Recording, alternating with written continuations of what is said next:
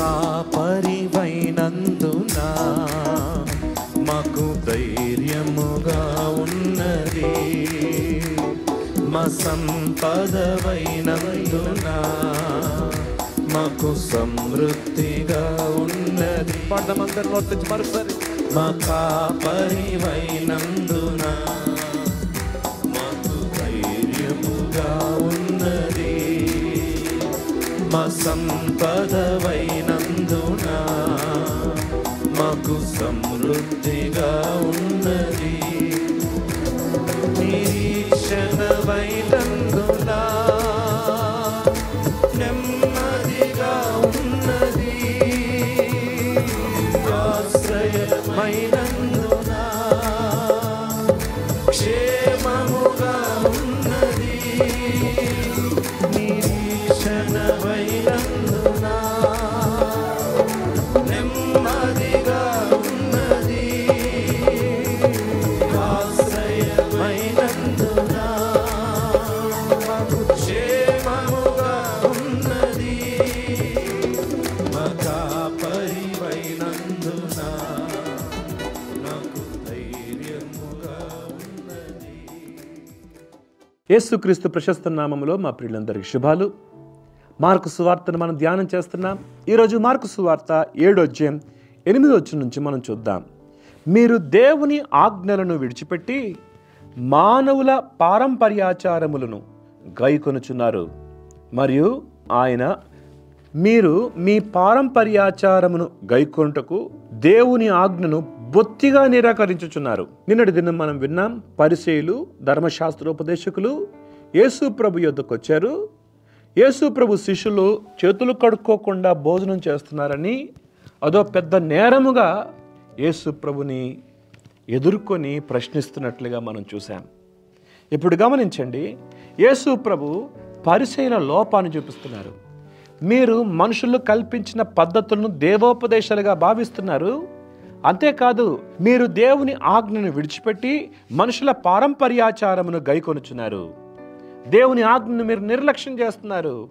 మీరు మనుషులు కల్పించిన పద్ధతులనే ఎక్కువగా చూస్తున్నారు. దేవుని ఆజ్ఞను నిరాకరిస్తున్నారని ప్రభు వారిని గద్దిస్తున్నారు.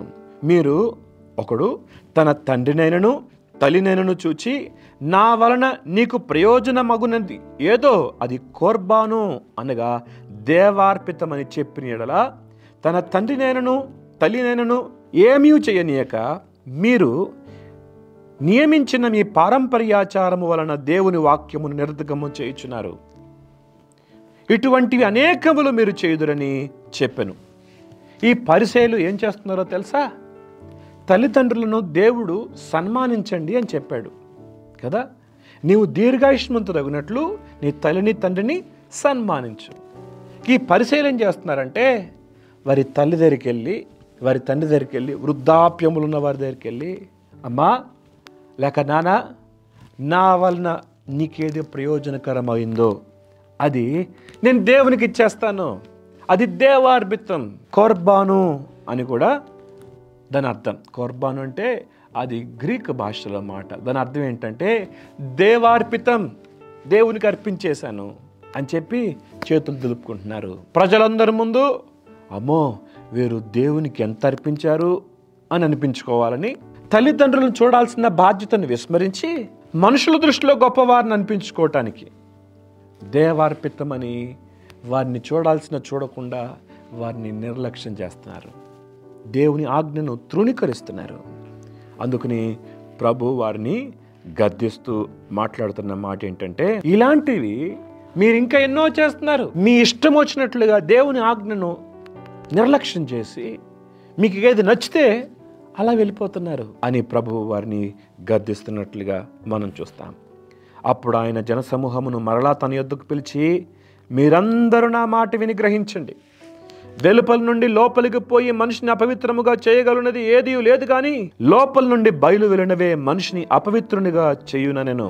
ఆయన జనసమూహమును విడిచి ఇంటిలోనికి వచ్చినప్పుడు, అవును కానీ మీరు చెప్పిన మాట మాకు అర్థం కాలేదు, దాన్ని మాకు వివరించవా అని శిష్యులు అడిగినప్పుడు వారితో మాట్లాడుతూ ప్రభు అంటాడు, ఇంకా మీరు గ్రహించలేరా? అవివేకులుగా ఉన్నారా? వెలుపల నుండి మనిషిని లోపలికి పోవునది వారిని అపవిత్రముగా చేయజాలదని మీరు గ్రహింపకున్నారా? అది వాని హృదయములో ప్రవేశింపక కడుపులోనే ప్రవేశించి బహిర్భూమిలో విడవబడును. అట్లు అది భోజన పదార్థములన్నిటినీ పవిత్రపరచును. మనిషిని అపవిత్రపరిచేది ఏది అంటే, బయట నుండి లోపలికి వెళ్ళేది మనిషిని అపవిత్రపరచదు, లోపల నుండి బయటకు వచ్చేదే మనిషిని అపవిత్రపరుస్తుంది. నీవు భోజనం చేసేది నీ శరీరం నుంచి బయటకు వచ్చేస్తుంది, కానీ నీ లోపల నుంచి బయటకు వచ్చేది నిన్ను అపవిత్రపరుస్తుంది. ఏంటి లోపల నుంచి బయటకు వచ్చేది? అది కింద వచనాల్లో మనం చూస్తాం. మనుషుల లోపల నుండి బయలు వెళ్ళినది మనుషుని అపవిత్రపరచును. లోపల నుండి అనగా మనుషుల హృదయములో నుండి ఏమేమున్నాయి? దురాలోచనలు, జారత్వము, దొంగతనము, నరహత్యలు, వ్యభిచారములు, లోభములు, చెడుతనములు, కృత్రిమములు, కామవికారములు, మత్సరములు, దేవదూషణయు, అహంభావమును, అవివేకమును వచ్చును. ఈ చెడ్డవన్నీ లోపల నుండే బయలు వెళ్ళి మనిషిని అపవిత్రపరచునని ఆయన చెప్పెను. చక్కని పండు, అది మామిడి పండు కావచ్చు, సపోటా పండు కావచ్చు, యాపిల్ పండు కావచ్చు, అది ఏదైనా కావచ్చు. పండుకి పురుగు బయట నుంచి లోపలికి రాదు, లోపల నుండే బయటకు వస్తుంది. అలాగే మనిషిలో అపవిత్రత బయట నుండి లోపలికి రాదు, కానీ లోపల నుండే బయటకు వస్తుంది. లోపల ఉన్నవేంటో తెలుసా? ఎన్ని రకమైన చెడ్డ పాపాలు ఉన్నాయో ఇవన్నీ లోపల గూడు కట్టుకొని ఉన్నాయి. హృదయములో నుండి బయటకు వస్తున్నాయి. మన కళ్ళ ద్వారా బయటకు వస్తాయి, మన చేతుల ద్వారా బయటకు వస్తాయి, మన క్రియల ద్వారా బయటకు వస్తాయి. అందుకని ఇర్మియా గ్రంథంలో ఈ మాట చూస్తాం, హృదయము అన్నిటికంటే మోసకరమైంది, అది ఘోరమైన వ్యాధి గలది, దాన్ని గ్రహించగలవారు ఎవరు? పైకి మేకప్ చూస్తున్నారు, హృదయాన్ని ఎవరు చూడట్లేదు. అందుకని అన్నిటికంటే ముఖ్యంగా నీ హృదయమును భద్రంగా కాపాడుకో, భద్రపరచుకో అని సామెతలు 4వ అధ్యాయంలో మనం చూస్తాం. హృదయము నిండిన దాన్ని బట్టి నోరు మాట్లాడుతుంది. హృదయములో ఏదుందో, సజ్జనుడు తన మంచి ధననిధి నుండి సద్విషయములు బయటకు తీసుకొస్తాడు, దుర్జనుడు తన చెడ్డ ధననిధి నుండి చెడ్డ విషయాలు బయటకు తీసుకొస్తాడు. హృదయమే ఆ ధననిధి, అది మంచిదా చెడ్డదా మనం ఆలోచించుకోవాలి. లోపల చెడు ఉంటే ఆ చెడు బయటకు వస్తుంది. ఈ చెడ్డవన్నీ లోపల నుండే బయలు వెళ్ళి మనిషిని అపవిత్రపరచునని ఆయన చెప్పాను. మన హృదయంలో ఉండవలసింది దేవుని వాక్యము, పాపము కాదు. దేవుని వాక్యం మన హృదయంలో ఉంటే మనం భద్రంగా ఉంటాం, పరిశుద్ధంగా ఉంటాం. అందుకని కీర్తనాకారుడు 119వ కీర్తనలో మనం చూస్తాం, నీ ఎదుట నేను పాపము చేయకుండానట్లు నా హృదయములో నీ వాక్యం ఉంచుకొని ఉన్నాను. వాక్యం ఉందా? అపవిత్రత ఉందా? వాక్యం ఉంటే పాపం ఉండదు, పాపం ఉంటే వాక్యం ఉండదు. కాబట్టి మన హృదయాన్ని దేవుని వాక్యముతో నింపుకుందాం. యవనులు దేని చేత తమ నడతను శుద్ధి చేసుకుందరు?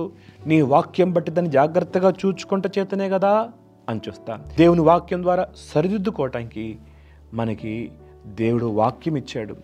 ఈ వాక్యము ఒక అద్దములాగా మన అంతరంగాన్ని చూపిస్తుంది, మన హృదయాన్ని తెలియజేస్తుంది. కాబట్టి మన హృదయాన్ని పవిత్రపరచుకుందాం, పరిశుద్ధపరచుకుందాం. దేవుడి మాటలు దీవించిన గాక ప్రార్థన. మహోన్నతుడకు దేవా, సర్వాధికారికి స్తోత్రాలు. మా హృదయాన్ని పవిత్రపరచుకోవటానికి నీవిచ్చిన వాక్యం బట్టి వందనాలు. మనిషిని హృదయములో నుండి బయటకు వెళ్ళినవేంటో మీరు మాకు తెలియజేశారు. బయట నుండి లోపలికి వచ్చేవి మమ్మల్ని అపవిత్రపరచవు, కానీ లోపల నుండి బయటికి వెళ్ళినవే మమ్మల్ని అపవిత్రపరచునని నీ వాక్యం ద్వారా తెలియజేశావు. వెత్తబడిన మాటలు మందరి హృదయం నీరుకట్టి ఫలింపచేయండి. మహిమ ఘనత ప్రభావాలు మీకు ఆరోపిస్తూ యేసు నామములో అడుగుతున్నాం తండ్రి, ఆమెన్.